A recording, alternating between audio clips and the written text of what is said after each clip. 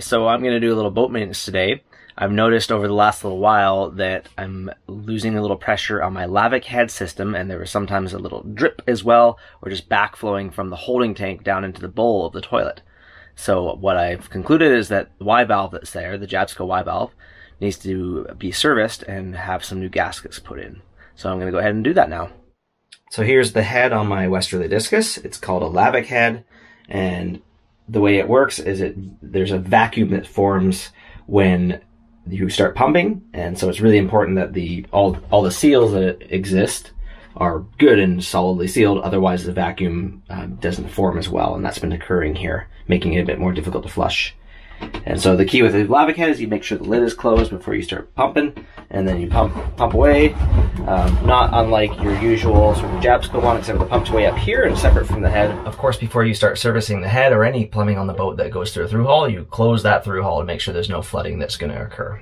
So here are the Y valves. This one I think is okay. I may service it later, but the one down here has been letting a bit of liquid come down through here, and even when it's closed, so right now it's in a position where the water's going this way from the head, even when it's closed, it's allowing a bit of liquid when there's stuff in the holding tank to come back out in the head and thread and overflowing, not to mention being really gross. So I'm going to go ahead and take that one apart and service it with that kit. I got my gloves on, I got some paper towel down here, I got my screwdriver, and I'm ready to start working on this. Start taking it apart. I'll start by removing it from the wall.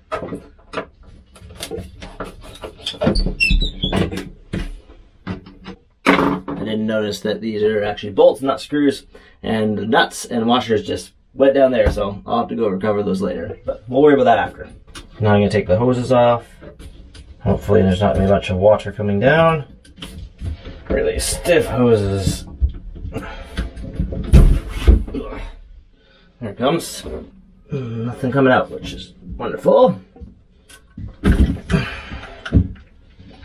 Okay, almost got it all the way off. There we go. Okay, not too gross, a little bit gross.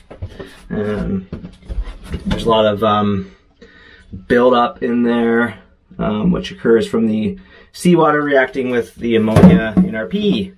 And it builds up almost like as a calcium kind of deposit. So I'm going to go ahead and clean that up now, take this whole thing apart, get rid of all that old stuff, and then yeah, then put the new gaskets in. And it takes a 7/16 socket to get these little bolts off here. Okay, so I got these bolts off, and the 3 bolts that are right here, 1, 2, 3, and now I can pop this cover off. So there it is.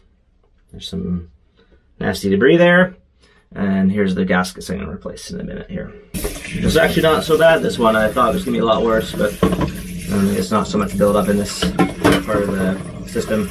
These different little valves pop off real easy out of the pipes, so it makes it so that you can change the direction. So these are the straight, there's one straight one in this case and 2 curved ones. You can change them around if you need to do a different configuration, but I'm not going to have to do that, but it makes it easier for cleaning, that's for sure.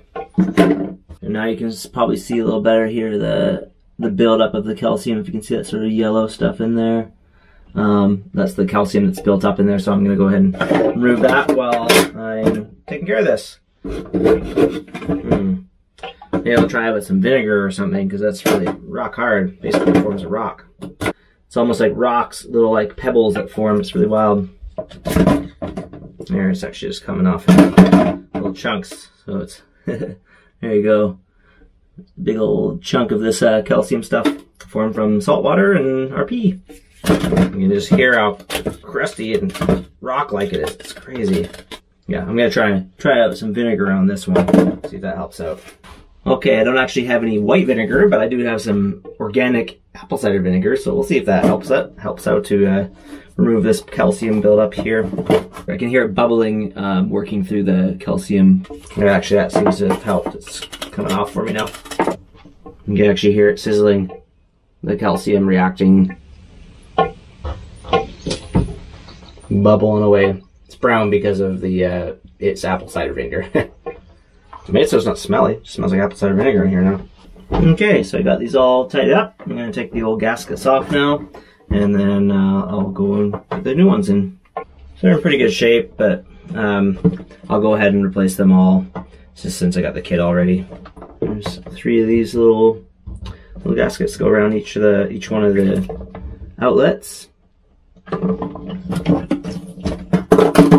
And then there's going to be a couple here as well. So I think I got to remove this handle. It pops right off. A couple more screws. Let's see what happens here. Oh, there we go. Oh, that's stinky. And there's the next gasket to replace. And I'm thinking I can see probably there's some wear right here. This is the big moving part. This is the one that's probably causing the problem. You can see there, maybe you can just sort of see that wear there a little bit in the corner. So that's probably the problem. Okay, so I'm just about ready to reassemble everything. A little more light here so we can see. So before I put this together, you actually are supposed to grease up all of the O-rings. So I'll go ahead and do that. So I got all the new ones here. I'm just gonna gob them up with grease, just like it says to do. So they're all greased up. So I will start with the main one here. So it just goes in there like this, just as it came out, no problem. And then I'll grab the screws here.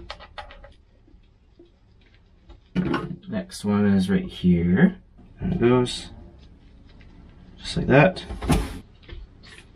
I'm just getting this put back together, get the cover on, put the screw in. So again, don't over tighten, just till it's snug. And now that's turning nice, and I think we're going to be all set. Go ahead and install the ports back in there. Just pop in, and they'll turn around so it doesn't matter which way they're facing. There we go, and then that pops all together, keeps them in place. Okay, so it's all put back together, and now I'm going to put it back on the wall.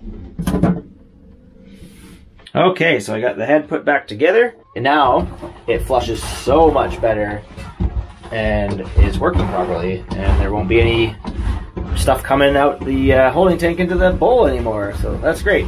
So it's fixed and done. So that's how you service a Jabsco Y-Valve, and it's installed on my Lavac head, so it's extra important that the seal is really good because it's a vacuum style toilet. So that is it. Thanks for watching.